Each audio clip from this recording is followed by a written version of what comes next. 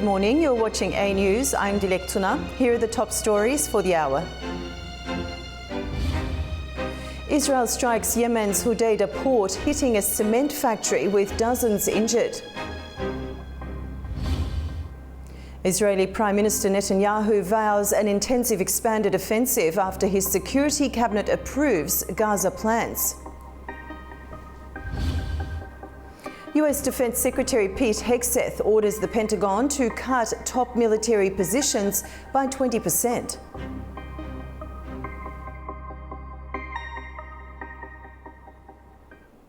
Israel has launched a wave of airstrikes on Yemen's Hodeidah port and surrounding areas. Targets included a major cement factory, with these strikes leaving dozens injured and causing widespread destruction. The attack came just a day after Houthi rebels fired a missile that landed near Israel's Ben Gurion airport, injuring 6 people. Israel launched a wave of retaliatory airstrikes on Yemen's Hodeidah province. According to the Israel Defense Forces, 20 fighter jets struck dozens of Houthi targets in and around the strategic Red Sea port city. Large fires erupted at the Bajil cement factory, located east of Hodeidah, after it was hit by 4 airstrikes. Local sources reported more than 10 additional strikes on the port itself and nearby neighbourhoods. The Houthi-run Health Ministry reported at least 21 injuries, later rising to 2 dead and over 35 wounded. Authorities sealed off the port and factory area as emergency crews responded to the damage. The airstrikes followed a ballistic missile attack by Houthi rebels on Sunday. That missile landed near Israel's Ben Gurion airport, injuring 6 civilians.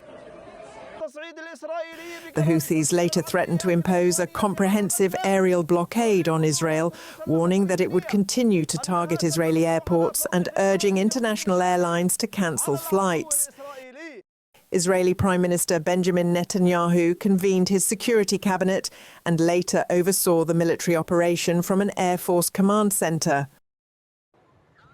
Hodeidah is Yemen's second largest port and a critical entry point for humanitarian aid, handling more than 80% of the country's food imports. The Israeli military claims that the port has been used to smuggle Iranian weapons to the Houthis. It also claims the targeted cement factory was being used to support tunnel construction and other military activities. The Houthis have accused both Israel and the United States of carrying out the attack. While the United States denies involvement in this specific operation, it continues to conduct its own military campaign against Houthi targets across Yemen. Israeli Prime Minister Benjamin Netanyahu announced that the expanded offensive against Hamas would be intensive, following the approval of plans by his security cabinet. These plans may involve seizing the Gaza Strip, controlling aid and relocating hundreds of thousands of Palestinians to the south. However, the exact timing of the operation remains uncertain. Officials say it may not begin until after US President Donald Trump's visit to the Middle East. Previously, our Andy Mioch discussed the complexity of the Gaza offensive and the situation inside Israel with Maurice Hirsch of the Jerusalem Center for Security and Foreign Affairs. Maurice shared his views on the Hostage and Missing Families Forum, which accused the Israeli government of choosing territory over hostages, and explained how this reflects the sentiments within Israeli society. You have a group of people who call themselves the representatives of the families of the hostages, where in truth they only represent some of the families of the hostages. Other families of the hostages have expressed their unequivocal support for expanding the military operations into Gaza as a means to secure the release of the hostages. And those people who are signing these big letters ostensibly calling for an end to the war are similarly very, very small fringe elements within Israeli society. We saw a major call-up of the reservists happening again for probably the 6th or 7th time, and we had turnouts of over 102% of those people called up were coming in. More people were even called up actually turned up. And I think that is representative of the feeling in Israeli society today and moving forward, trying to get to an end to the war, to defeat Hamas and to release hostages. That is the major goal.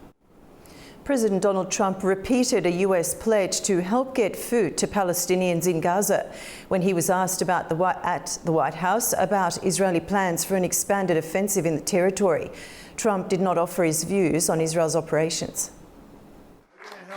We're going to help the people of Gaza get some food. People are starving, and we're going to help them get some food. A lot of people are making it very, very bad. If you look, Hamas is making it impossible because they're taking everything that's brought in. But we're going to help the people of Gaza because they're being treated very badly by Hamas. Thank you very much. Thank you, President. In a move that could reshape the US military hierarchy, Defence Secretary Pete Hegseth has ordered a major reduction in the number of senior generals and admirals. The shake-up comes as part of broader reforms under President Trump's second term. US Defense Secretary Pete Hegseth on Monday announced a sweeping plan to cut at least 20% of the military's 4-star and flag officer positions, calling the upper ranks bloated and inefficient. The changes affect all service branches, including the National Guard, and could lead to the merging of major combat commands across the globe.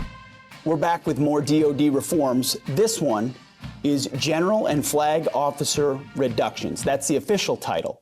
My title is Less Generals, More GIs. It's a historic one, and it's in keeping with President Trump's commitment to achieving peace through strength. Hegseth says the move is aimed at shifting resources away from top-heavy headquarters and toward combat readiness. More generals and admirals does not equal more success. Now, this is not a slash-and-burn exercise meant to punish high-ranking officers. Nothing could be further from the truth. Phase 1 includes a minimum 20% reduction of 4-star and flag officers in active duty and the National Guard. Phase 2 will add at least another 10%, along with a potential reorganization of the US military's global command map. We confront a complex and evolving threat environment. We cannot afford to wait. We got to be lean and mean, and in this case, it means general officer reductions.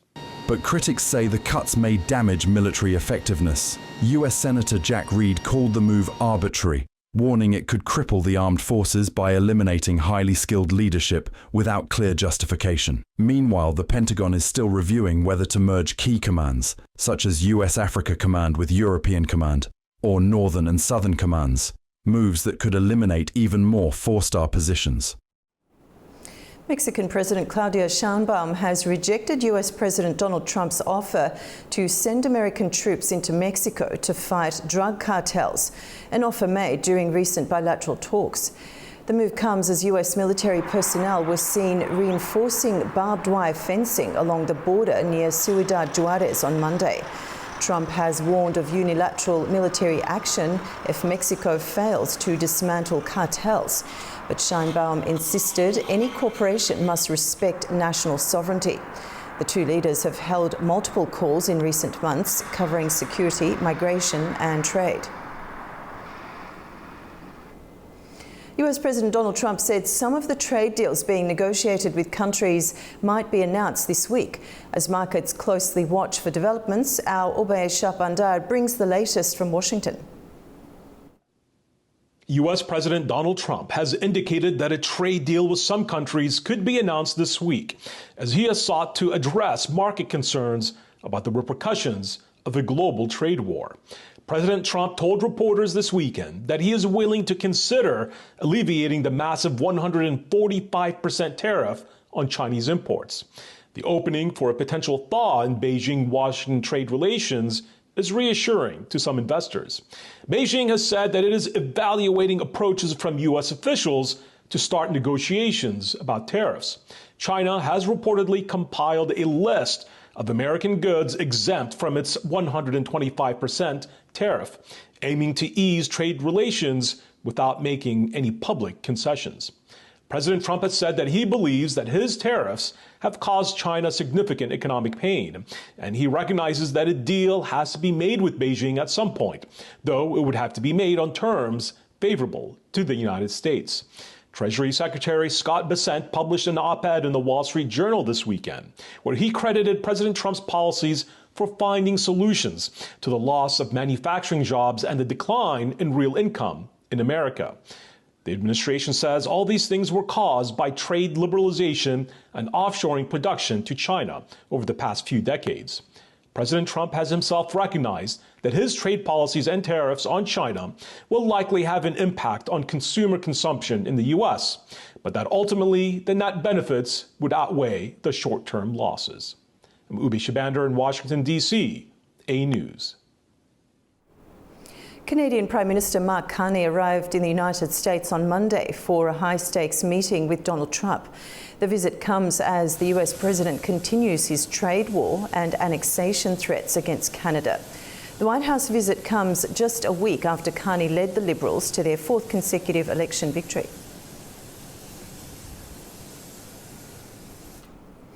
The recently signed US-Ukraine minerals deal is set to grant Washington preferential access to Ukraine's natural resources. Efforts to develop mining operations in the country, however, could face significant delays, given the security situation and outdated geological information, according to industry experts cited by the Washington Post.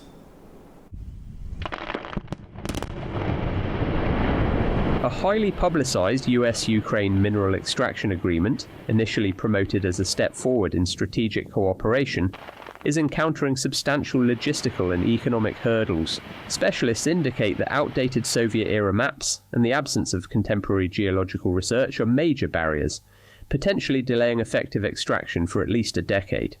Under the agreement, the US has secured rights to mine critical minerals such as titanium, lithium, and graphite, resources essential for manufacturing weapons, electronics, and batteries. The deal also covers oil and gas extraction rights, with proceeds intended to help finance Ukraine's post-conflict. However, analysts stress that practical benefits to the US supply chain from these operations are distant. Reed Blakemore, director at the Atlantic Council Global Energy Center, highlighted the deal's limitations, stating, "This absolutely is not a solution to immediate supply chain issues. It does not address the short-term vulnerabilities related to China's dominance over these resources."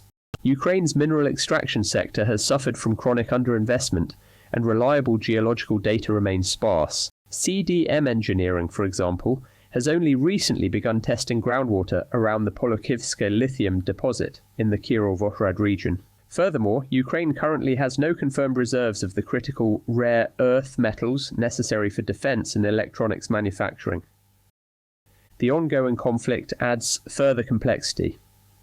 Significant oil and gas fields are located in areas heavily affected by the war, leading to infrastructure damage that makes operations risky and costly.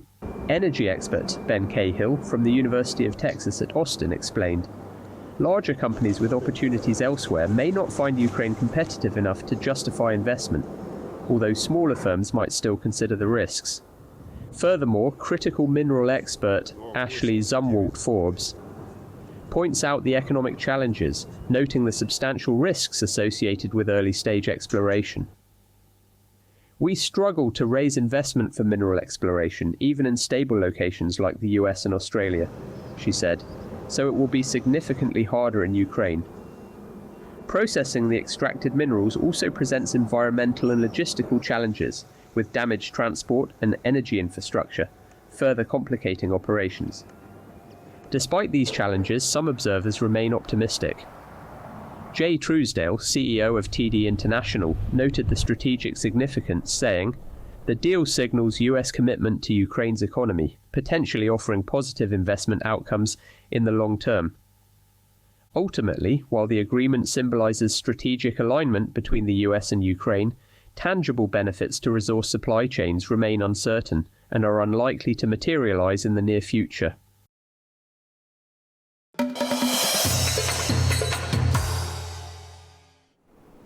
The EU has condemned Moscow's move to restart direct flights to Georgia's Russian-backed breakaway region of Abkhazia.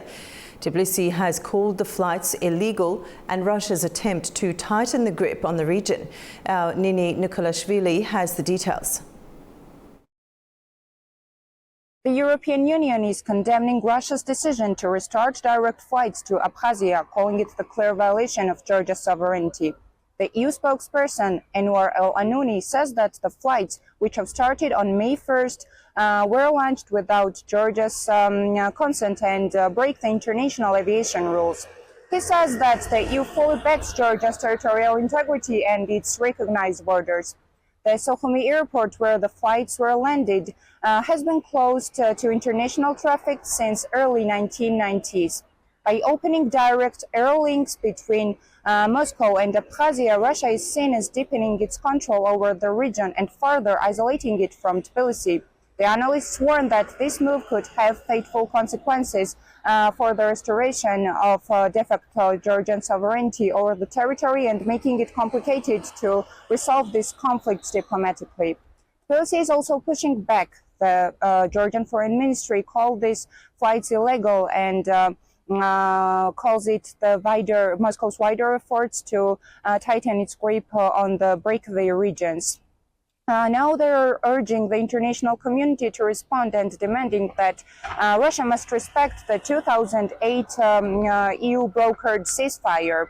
But some critics said that these statements may not be enough, warning that EU's influence is limited and Russia is steadily strengthening, holding on Abkhazia despite the international pressure.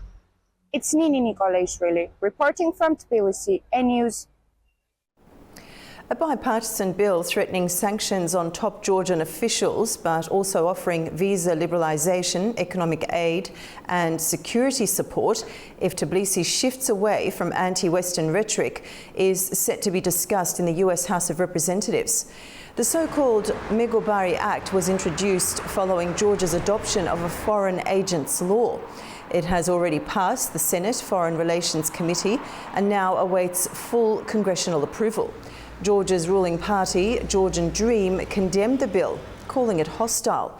US lawmakers behind the bill say it's a push to support democracy, not punish the Georgian people. An invitation has been extended to US President Donald Trump to visit Uzbekistan during the recent visit of an Uzbek delegation to the United States. Our Fariza Karamuzina has the details. In over 30 years of independence, no sitting U.S. president has ever visited Central Asia. President Donald Trump could be the first if he accepts. U.S. Ambassador to Uzbekistan Jonathan Hennick said that the invitation was extended as relations between the two countries continue to strengthen and that it was met with a positive reaction from Trump's team.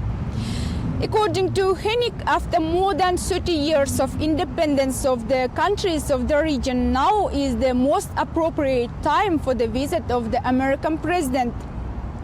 The invitation is likely timed to coincide with the C5+1 summit, which marks its 10th anniversary this year.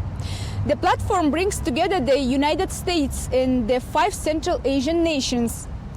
Secretary of State Marco Rubio has previously emphasized that bolstering the initiative is a key U.S. priority, especially given the current geopolitical volatility. Washington's interest in Central Asia goes beyond diplomacy. As global competition intensifies, the region is emerging as a new geopolitical hotspot. With its reserves of strategically critical minerals, Central Asia has gained renewed importance for the U.S. Trump has already announced plans to ramp up domestic production of rare earth elements. And experts believe that deeper cooperation with the region is only a matter of time. Alongside Kazakhstan, Uzbekistan may play a pivotal role in this strategy. Tashkent has pursued a relatively balanced foreign policy, maintaining some distance from both Beijing and Moscow. The US has supported Uzbekistan's efforts to join the World Trade Organization, and last year the two countries signed an agreement to expand access to American markets.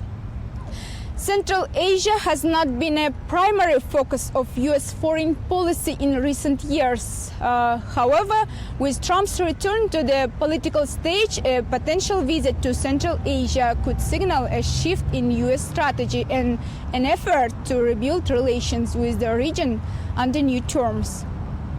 Fariza Kalimurzina, A News, in Almaty, Kazakhstan. Baku hosted an international conference dedicated to Azerbaijan's pharmaceutical industry. Talks and panels were held on topics of cooperation in the sector and the development of production.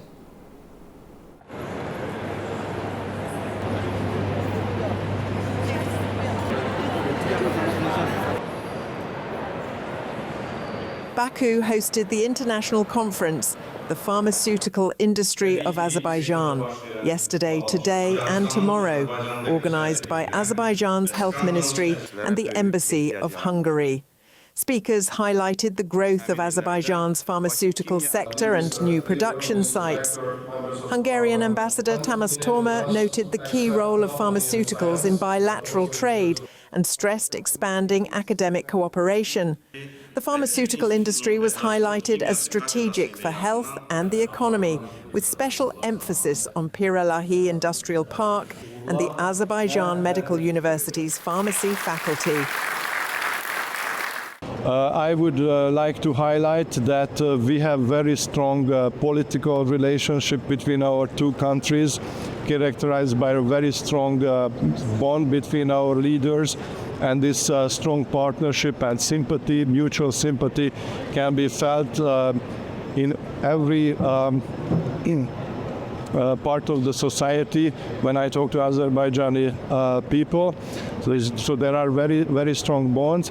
And what is interesting here, that pharmaceutical industry very well reflects the strengths and the intensivity and the friendly nature of our bonds between our countries. Azerbaijan has invested over 6.9 billion manats in industrial zones, creating more than 10,000 jobs. The Piralahi Industrial Park, established in 2016, is the first specialised pharmaceutical zone, with 7 companies operating and expansion plans underway. Key projects include a joint plant with Turkish Gen Ilaç, Scandence in Herkmili, and Biopharmax in the Aliyat Free Economic Zone. In 2024, pharmaceutical production rose by 81.5%, reaching 20 million manats, with medicine production up by 4%. To support local production, a tax and customs incentive mechanism has been implemented, granting exemptions for projects worth 50 million manats. You're up to date with world news for the hour. Keep watching A News for more updates throughout the day.